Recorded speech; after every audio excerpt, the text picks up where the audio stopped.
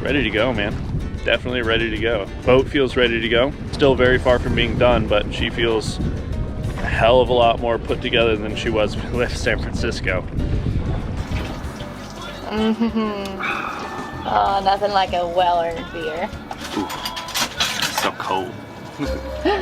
You're coming too. Join us as we grow from a building channel to a sailing channel.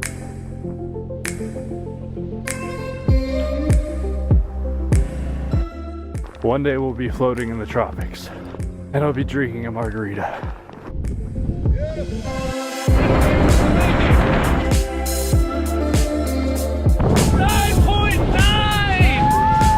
Our heading is set south, and our home-built boat is getting us there.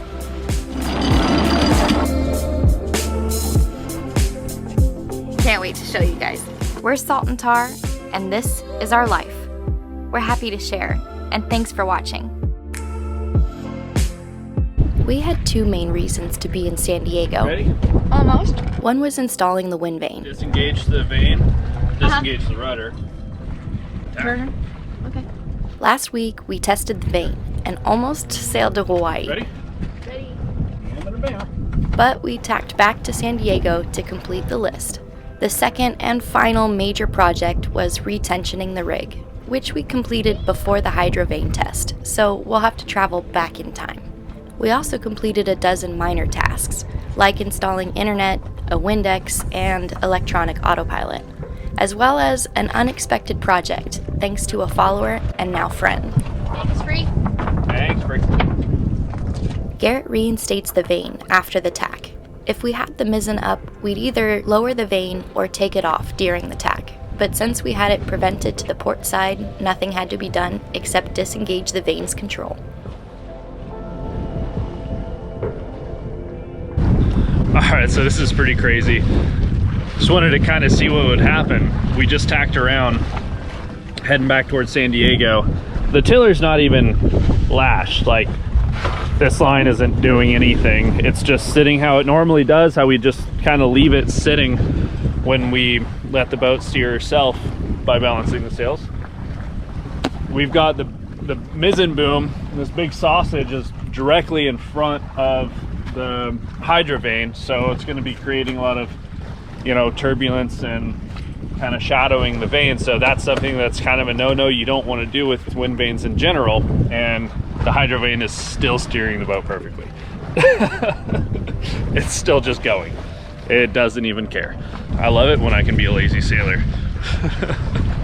I think both Ruth and I could have just kept going. You know, we still got stuff we got to do, but it's just so nice to be out here with the sails up and just feel that freedom that kind of comes back into your veins. Like, you spend too much time in port around land and stuff, and you just kind of like, I don't know, you tend to get drawn a little bit back into all the stress and anxiety that people have about doing anything, and anything is like, oh no, you got to make sure you got to make sure you do that, you have to do that, you got to be careful about that, oh man, I would really worry about that. And it's like, you know, out here it makes sense because the things that you face, the troubles that you face, the problems that you face, they're real. You know, it's not who said what on my Facebook, they're real issues, and you do have to overcome them. But you know, it makes you feel alive versus when you're in there. People tend to fabricate a lot of drama.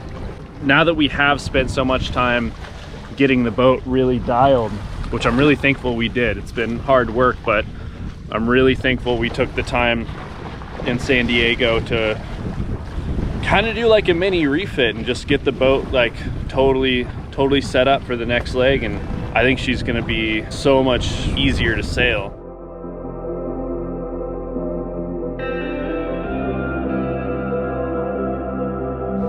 It's amazing. Don't have to do anything.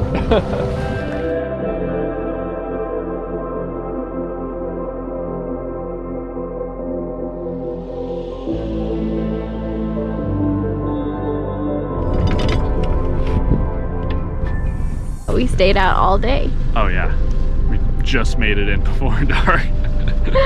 We're having too much fun. So back in time we go, before we left the guest dock. If it's baggy, it's better than it being tight. So Yes, I found that out on my stay-so cover. I made it too small and too tight, and it was like, yeah. okay. So then, I mean, it could go straight 22 inches or maybe drop it down to 20 in the back. One unexpected project, thanks to our new friend Dave, is the sail covers. I've had all the materials on board to do this, but more pressing projects took priority. We go a little past it. Okay. Yeah, cool. Dave is another go-getter and just finished making sail covers on his Force 50 and offered to make ours. The following day, just as we were about to head back to the anchorage, he showed up with the completed staysail cover. We just draped it over the crappy canvas we had covering the sail, but no adjustments were necessary. A few scribbles on a piece of paper, and then there was 1 out of 3 done. Okay, thank you. Another day later, he was done with the second.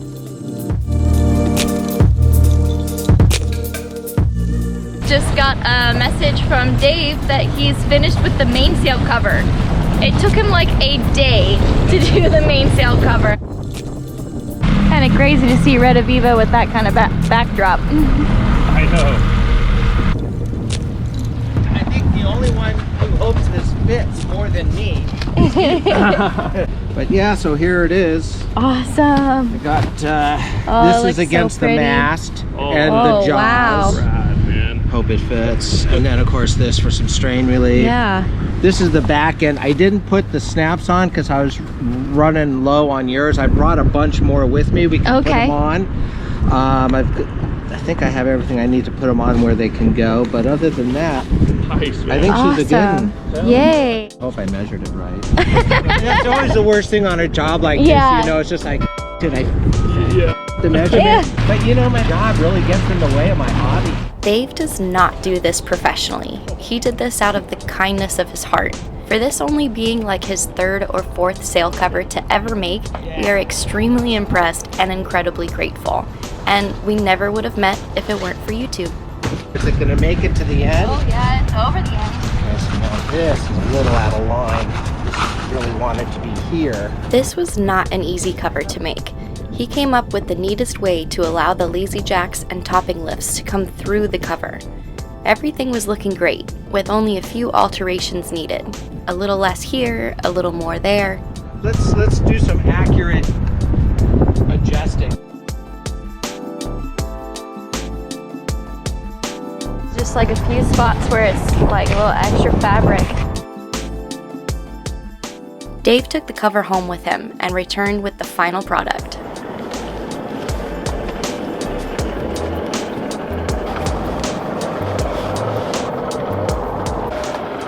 Okay, this is in.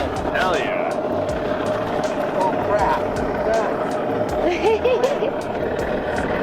When you get bored one day. Yeah, just a little like crimp over on the top. Yeah. Yeah, but nothing, just one single bungee won't take care of it right now. And everything's protected. It's great. Yeah, so I had to make a slight change on this because I ran out of that. So I put this and then just a couple verticals to like hit it somewhere. So I guess it should be fine. Yeah. Red Aviva looks so good in her new clothes. Hope it's Oh, acceptable. so good. Yeah, Yes. it certainly is, man. It's far from horrible. You are too hard on yourself. Well, I'm not. No, now that it's like all stretched out too, Yeah. I mean, it's really just ever so slightly. That is so cool, Ruth. I'm stoked. I'm super stoked. So these look good together. These look. They really look good. fantastic. Yeah, I mean, look how, like, now it's all like ironed out. It fits perfectly. Yeah, this is. Yeah. And with the one clip there. I think Yeah. that was. Yeah, so I put that in. This is a holdover. It's going to be there because from the first one. Yeah. So No, it's perfect. that doesn't look good. It looks Yeah. okay. Just a little So plate right cool. there. Yeah, that's. Just on top of his bag. And this seam here is seamless. Pun intended. This looks all right, guys. Yes, Oh, yes. Yeah, you're welcome. Yeah, dude, sail well, sail far, sail fast. Oh yeah. This is so bitchin'. Yeah, no, your boat deserves it. You guys do, you know. It's all just part of the love you guys share with the world. So there's some from us. Hell yeah, man. San Diego in the house. Yeah. Wait, you know what? This one I want to go inside. Okay. So. Yeah, right. Yeah, there you go. Dave, you are such a beautiful person, and we are so happy to have met you, and now you are woven into Retaviva's story. Originally, I was gonna put a lazy jack on these, but after sailing with it, it's such a small sail, I don't think I'm gonna bother. The sun rose on a new anchorage, and retensioning the rig was well underway. Reed, Garrett's brother, was back to lend a hand. All right, so here's the time. That's such a pain when you decide to go with dead eyes. I mean, they look so sexy, but no doubt they're more work. But I mean, it was expected. So like when you first do dead eyes, tension them up and get them good, and then you go sailing, and then you just sail the hell out of the boat, and then they kind of stretch a little bit, stretch out, and then after a while you retension them, really tune things properly how you want, like with the mast, the rig. After the retensioning, then you should be good. You shouldn't have to worry about it at all until like we have to potentially pull the mast or something. So it's not difficult work, like it's not complicated work, it's just incredibly Tough physical. on your hands. It's incredibly physical. It's hard work. To, you know, retension everything, sweat all the lanyards, and then do all the seizings. It's pretty gnarly. It's finally time to do it. So Because the muscle has arrived. Oh, wow. There it is. Zoom in. Oh, Ladies. okay, there it is. Hold on. Found it again, yeah. I got both aft shrouds done. Yeah, They're that's really nice. They're really tight. I'm really happy with it, and I was able to put the mainmast needed more rake aft, because before It's a little far forward. yeah, once we tensioned the head stays, and after everything kind of started to settle and stretch out a little bit, like the mast really came really far forward, then I couldn't get enough tension on the head stays, which is a big, it's a big issue for Yeah, if it's you a wanna, performance issue. yeah, because that's really going to hurt windward performance, and being a gaff rig, full keel, 30,000 pound catch, like you need every little bit of windward performance helping things that you can get. Yeah, this one's it's still pretty loose. This guy's pretty good. I'm pretty happy with this. It's pretty bar tight for as far as dead eyes go. That's pretty good. Yeah, because it's supposed to be a loose rig, right? Oh yeah. Gaff rigs, traditional like working gaff rigs by their nature are always, fairly loose rigs. And we'll see. Ellie might be more help than Reed. That's nest number 1. He's so cute. Yes, you are. She found her nest. After these last few things, this last week or two in San Diego, there's a couple things we need to do, and then Mexico, and because there's still so much left to do on the boat, but it's not stuff that has to happen. It's stuff that would be really, really nice to happen. But Yeah, we're able to do it in stages now. yeah, but after these last few things, Mexico for a while before we tear in any projects. Yeah, not until we're in the Sea of Cortez, probably. Maybe La Paz. Yeah. We don't even know where we're going, so. Hey, well, after this, we'll have the rig dialed in, we'll have the wind vane, and then we'll have the electric autopilot hooks into the wind vane, so we'll have self-steering dialed, we'll have the rig dialed, should be good. Yeah. We should have, hopefully, internet dialed so we can keep making you guys videos. And figure out the rest as we go.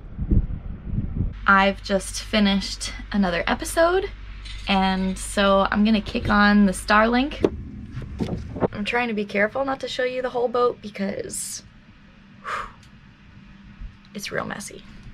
I'm a bit embarrassed. We got Starlink, which is satellite internet. Coverage is expanding, but for our immediate needs, this should allow us to upload even in remote anchorages in Baja. With just 2 pieces of portable hardware, it just made sense to add this tool. It searches for satellites, and once located, I can work from anywhere. It's truly incredible, and oddly hilarious to see such modern tech on a boat very much rooted in traditional sailing style. Look, there it goes. So, this guy is on block and tackle here to pull up the end of the deadeye lanyard. And then now that it's really nice and tight, Garrett's seizing it. You gonna do 3 seizes this time? Yeah. Since it's the final. Yep, because hopefully we shouldn't have to do it again for a long time. And eventually... Oh. Did you just break it? Is it buried? Yeah. I distracted you and you used all of your mighty strength. I know, that's the first time I've snapped the line so far. It's some really high test line too. Ow. At least I was pulling down, not out. Yeah. Well, you just handed me your cell phone too, which I think is smart. Yeah. So... Anywho. Yeah, what was I saying? Cut to professionalism. Eventually, when we have to take the rig down for like a bigger refit or something like that, I will probably just put turnbuckles on the rig. Because nobody got time for this, dude. They're so pretty. They're beautiful, but turnbuckles you can also constantly readjust the rig. This is like days of work versus just like 30 seconds of doing that. Couple turns. Yeah. Reed was helping switch out some annoying blocks. It already sounds so much nicer. Yeah, right? Yeah. So nice. Than Right? these pieces of crap.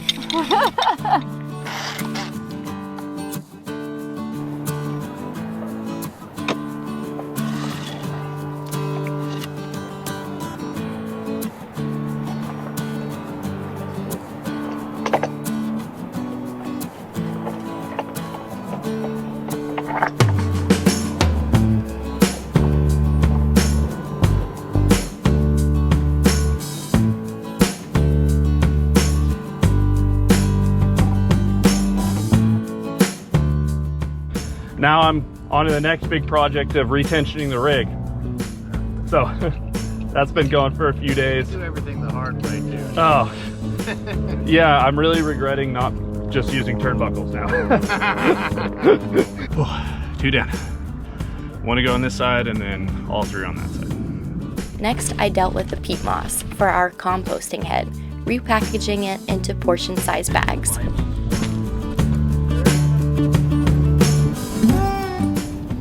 Oh, hi, Ellie. You gonna come help me with this last one? Huh? Huh? Here it is. Sink it. My hands are on fire. Nice.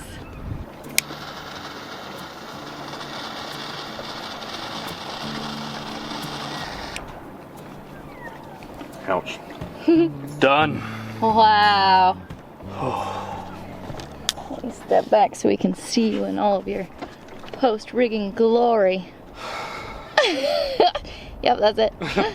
Look at that.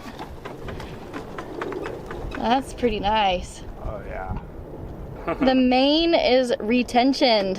Put the knots, the finishing knots on these 2. The Matthew Walker, is that what it's called? No, the Matthew Walker's a stopper. Oh. I don't know if there's a specific name, but it's a specific knot to finish. So you come around like that, you go back through it like that, and that kind of helps cinch everything up. and then you come around, and then you go, I'm gonna loosen it up for demonstration purposes, and then you come back under this kind of the end of the lanyard there. Go under that and then through your loop, and that's how you finish it off. All right. Now I'll do it for real.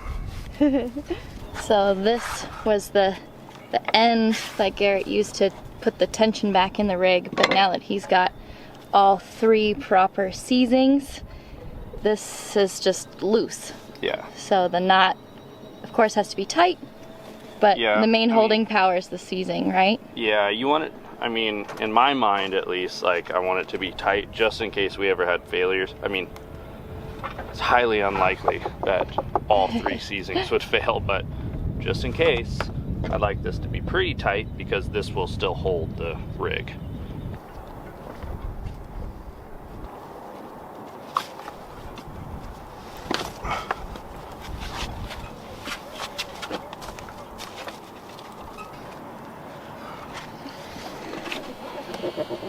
Okay, there it is. I'm just gonna take the tension off. We got this coming down to this big cleat through the bulwarks that we have. I lashed a block onto it and led that back to the winch. So we'd cinch down on this and then we'd sweat the lanyards. So cinch it and then you sweat the lanyards, kind of work the tension through it to this end, and then cinch it down, sweat the lanyards, cinch it down, sweat the lanyards. It's a process.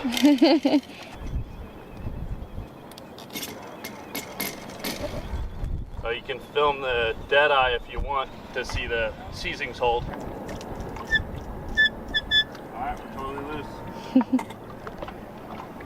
How'd she hold? Perfect. Nice. Nothing moved. Okay.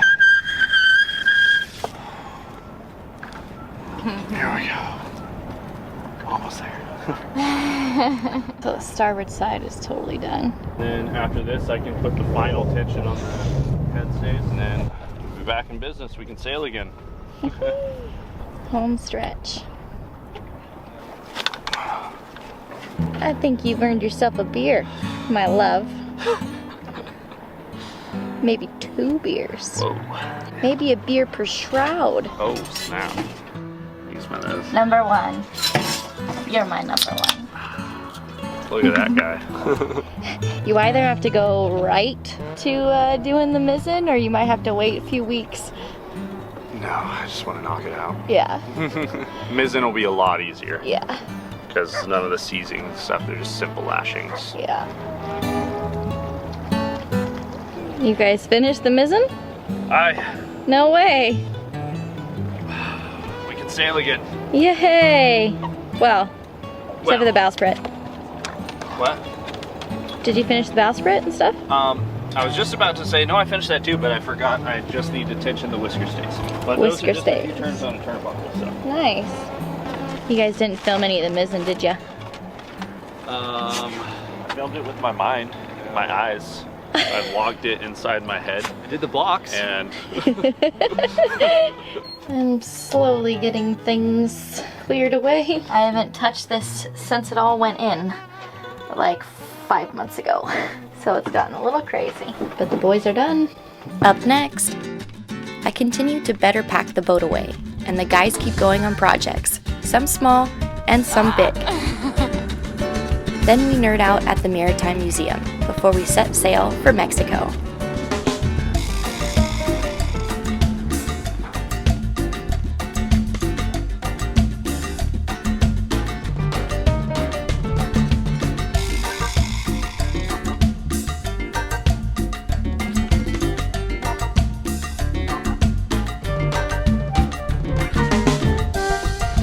overtaking us, and we're under sail. It's not my job to get out of your way, dude.